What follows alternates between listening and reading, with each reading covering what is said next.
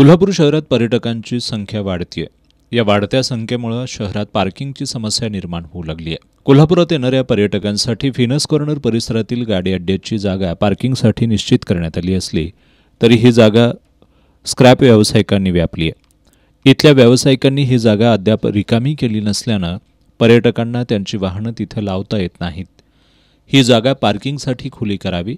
त्याचबरोबर पार्किंग नसलेल्या शहरातील 82 व्यापारी संकुलांची चौकशी करून संबंधितांवर कारवाई करावी अशी मागणी शिवशाहू फाउंडेशननं केली आहे. फाउंडेशनच्या शिष्टमंडळानं या संदर्भात महापालिकेचे अतिरिक्त आयुक्त रविकांत अडसूळ यांची नुकतीच भेट घेतली.